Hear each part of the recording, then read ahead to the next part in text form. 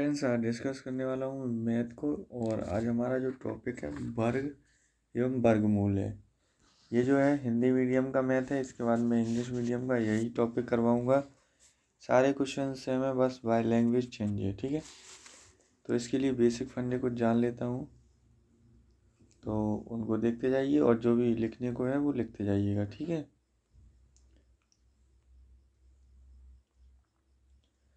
तो जब भी कोई एक धन पूर्णांक है ना n वर्ग कहा जाता है, यदि n बराबर m स्क्वायर होता है तो जहाँ m कोई धन पूर्णांक होगा।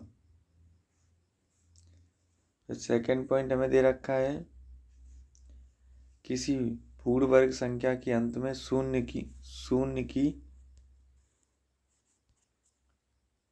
की संख्या कभी भी विषम नहीं होती है।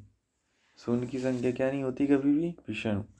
यदि शून्य की संख्या विषम होगी तो वो पूर्ण वर्ग नहीं होगा। जैसे लाइक 2500, यहाँ पे सम संख्या है शून्य की, और जैसे कि 250 यहाँ पर विषम संख्या है शून्य की। तो इस तरह से ये वाला परफेक्ट स्क्वायर नहीं होगा, जबकि ये वाला परफेक्ट स्क्वायर होगा, इस तरह से।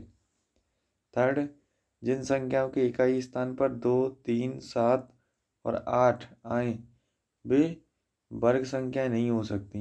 तो इन्हें ध्यान रखना यहाँ से कि जिनके भी लास्ट में अगर ये संख्या दिख जाती हैं तो वो पूर्ण वर्ग संख्याएं नहीं होंगी। अगर ये हमें पता होंगी तो हम बेसिकली क्वेश्चंस को हैंडल कर पाएंगे, ठीक है। नेक्स्ट,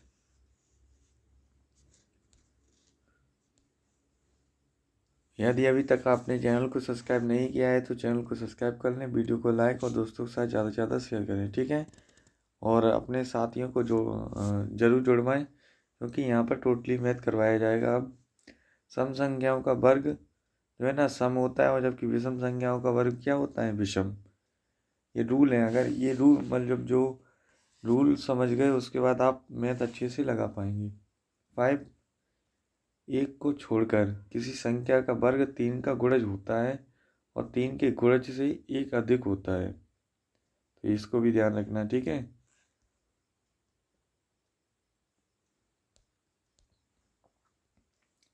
एक को छोड़कर किसी संख्या का वर्ग 4 का गुणज होता है और 4 के गुणज 1 से अधिक होता है, ठीक है। तो 7 में p और q धन पूर्णांक हो तो कभी भी p स्क्वायर बराबर में 2q स्क्वायर नहीं हो सकता, ठीक है। तो इसको ध्यान रखना। नेक्स्ट 8, यदि p, 3 का गुणज नहीं है तो p स्क्वायर, 3 का गुणज नहीं होगा। नेक्स्ट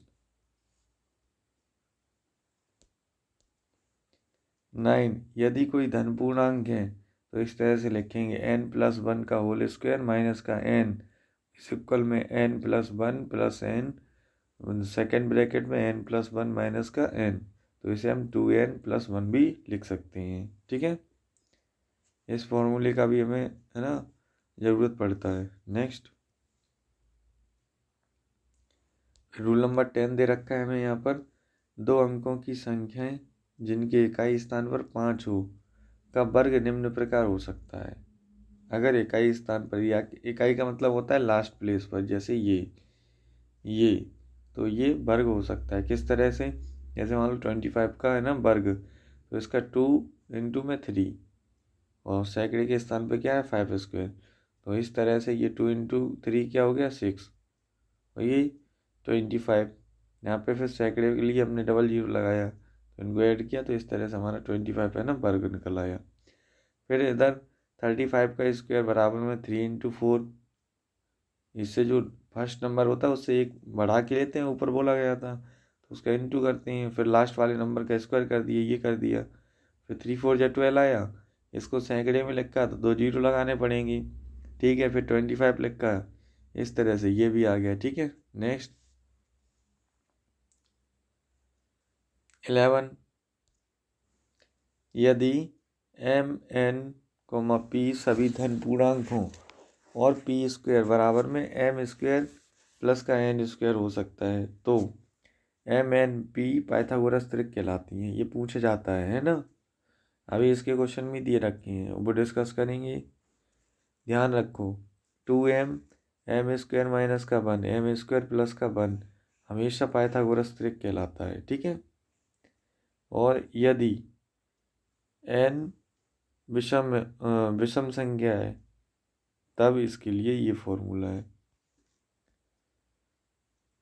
तो ये सारे के सारे फॉर्मूला लिखते जाना, n कॉमा ए स्क्वायर माइनस का 1/2 n स्क्वायर प्लस का 1/2, ये पाइथागोरस त्रिक का है ना फॉर्मूला है। नेक्स्ट 12, एक से बनी संख्याओं के वर्ग से ज्ञात करने के लिए, तो इनका ऐसे ज्ञात करेंगे।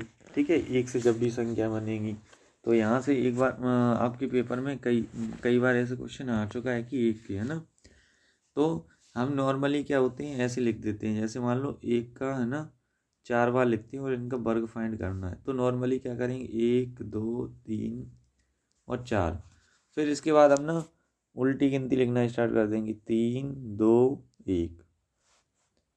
तो इस तरह से ये इसका आंसर होगा। ऐसे ही यहाँ जैसे कि 11 का इन्होंने फाइंड किया स्क्वायर, तो 1 2 और फिर एक उल्टा 1, 2 से कम 1, फिर यहाँ 3 बार 1 का स्क्वायर, तो इसका ऐसे होता 1 2 3 2 1, ये आंसर होगा। ठीक है, तो इस ढंग से एक की बारंबारता से बनी संख्याओं का वर्ग ज्ञात करने की हमें ना सुविधा हो जाती है। और यहाँ से एक बार क्वेश्चन पूछा भी गया था, इम्पोर्टेंट है। फिर नेक्स्ट यहाँ पे 13, यदि m एक घन पूर्णांक है तो -m एक ऋण पूर्णांक है, तो -m स्क्वायर बराबर में क्या हो जाता है, -m इंटू में -m बराबर में क्या हो जाता है, +m स्क्वायर। तो ये ध्यान रखना कि गुणा में जो है ना चिन्ह बदल जाते हैं अगर एक से ही होते हैं, और प्लस हो जाता है। नेक्स्ट 15, यदि m अपॉन में n एक परिमेय संख्या है तो m अपॉन n स्क्वायर बराबर में m स्क्वायर, अलग अलग स्क्वायर लिख सकते हैं, n स्क्वायर कॉमा में m into n is greater than 0, जबकि n यहाँ 0 के बराबर नहीं होगा। परिमेय संख्या जानते हैं ना, q इज नॉट इक्वल 0 बोलते हैं, ऐसे ही यहाँ अपॉन में n है तो n 0 के बराबर नहीं होगा। -m अपॉन n का होल स्क्वायर बराबर में, तो स्क्वायर किसी भी नंबर का करते हैं तो प्लस की संख्या हो जाती है, तो इस तरह से यहाँ पे m स्क्वायर और n स्क्वायर आ गया है। फिर यहाँ पे 15 में किसी संख्या n का वर्गमूल x हो तो n बराबर में इंटू हम लिख सकते हैं x इंटू एक्स। तो यहाँ पे ऐसे निकाल लेते हैं, जैसे कि √9 का स्क्वायर, तो इसे हम इस तरह से लिखेंगे तो ये आ जाएगा। फिर ऐसे ही 16 का, ऐसे ही 25 का। ठीक है, नेक्स्ट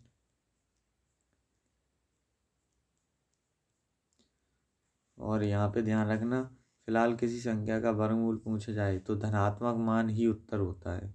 कौन सा होता है, प्लस वाला। अगर स्क्वायर आता है, स्क्वायर किसी भी संख्या का करेंगे चाहे वो माइनस की संख्या हो चाहे प्लस की, वो हमेशा प्लस की संख्या ही आएगी, माइनस की नहीं आएगी।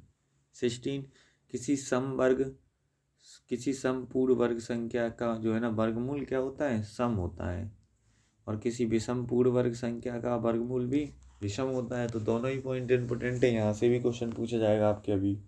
ठीक है, नेक्स्ट, किसी दी हुई संख्या को पहले n विषम धन पूर्णांकों के योग के रूप में लिखा जाए तो वह संख्या n वर्ग होती है, और दूसरी शब्दों में n उस दी हुई संख्या का वर्गमूल होता है। ठीक है, नेक्स्ट और 19 यहाँ पे दे रखा है, किसी पूर्ण वर्ग संख्या का वर्गमूल ज्ञात करने के लिए हम उस संख्या में उत्तरोत्तर 1 3 5 7 9 घटाते जाएं, मतलब डॉट डॉट डॉट, तो जितनी भी बार घटाने की क्रिया करने पर शून्य मिले वही संख्या दी हुई संख्या का वर्गमूल होती है। जैसे कि 25 का यहाँ पर दे रखा है, अभी देखेंगे नेक्स्ट।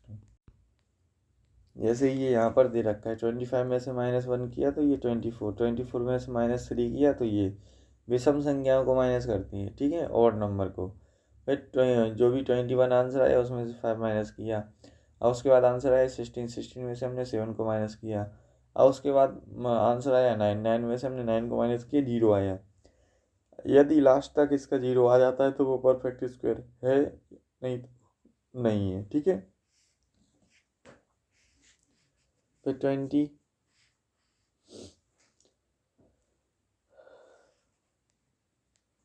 तो यहाँ जैसे कि कोई भी नंबर रूट में ए इंटू बी करके लिखा है तो हम अलग अलग इनके रूटों में लिख सकते हैं, ये देखो।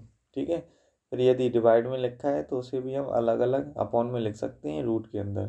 ठीक है, और ऐसे ही यहाँ है, अगर प्लस में लिखा है तो अलग अलग रूट के प्लस में भी हम लिख सकते हैं किसी नंबर को।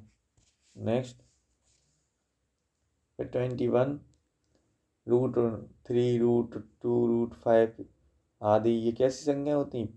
अपरिमेय संख्या। पूछ जाता है अपरिमेय संख्याएं क्या हैं, तो इनका एग्जाम्पल ये होते हैं। फिर आते हैं वर्गमूल ज्ञात करने की दो विधियां, गुणनखंड विधि और भाग विधि। तो इनको आपको बताना है। ठीक है, ये भी नॉर्मल होते हैं, अभी क्वेश्चन आए, क्वेश्चन डिस्कस करेंगे इनके हम डायरेक्टली।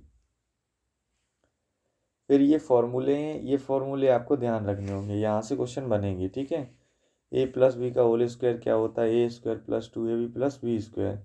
ए माइनस बी का होल स्क्वायर क्या होता है? ए स्क्वायर माइनस का 2ab प्लस का बी स्क्वायर।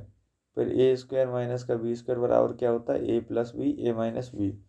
इन फॉर्मूले की हमें ना अभी ज़रूरत पड़ेगी जब हम क्वेश्चंस करेंगे, तो इन्हें लिख लेना, अभी इंपॉर्टेंट क्वेश्चन है, कभी कभी फॉर्मूले ही पूछ लिए जाते हैं डायरेक्टली।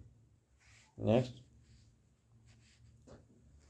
फिर ये हमारा मिश्रित भिन्नों का है ना क्वेश्चन। मिश्रित भिन्नों का वर्गमूल निम्न विधियों द्वारा ज्ञात करते हैं। जैसे ये 10 सही 2/3 का वर्गमूल ज्ञात करने के लिए इसे पहले अनुचित भिन्न यानी कि इम्प्रॉपर फ्रैक्शन में चेंज करेंगे। तो इन्होंने चेंज कर लिया, फिर इसे रूट में लिख लिया, तो फिर यहाँ पे वर्ग रख देते हैं, फिर इनको सॉल्व कर लेते हैं। ठीक है, तो इस तरह से ये दशमलव के बाद 3 अंक इन्होंने लगा दिए और इस तरह से इसका राइट आंसर बन जाता है। अब नेक्स्ट वीडियो में डिस्कस करेंगे कि जो क्वेश्चंस होते हैं उन्हें कैसे हैंडल किया जाए और किस तरह से हम अपने नंबर बना सकते हैं वर्ग एवं वर्गमूल चैप्टर में। ठीक है, तो इसका जो पार्ट है ना, वो वीडियो भी हम कई सारे पार्टों में करेंगे इसके जो क्वेश्चंस हैं, क्योंकि क्वेश्चंस कई ज़्यादा हैं, तो समथिंग में 15 या 20 क्वेश्चन एक वीडियो में नॉर्मली रहेंगे। ठीक है, अभी के लिए जय हिंद, मिलते हैं नेक्स्ट वीडियो में। और अभी तक यदि चैनल को सब्सक्राइब नहीं किया है तो चैनल को सब्सक्राइब कर लीजिए, वीडियो को लाइक और दोस्तों के साथ ज़्यादा से ज़्यादा शेयर करें। जय हिंद साथियों।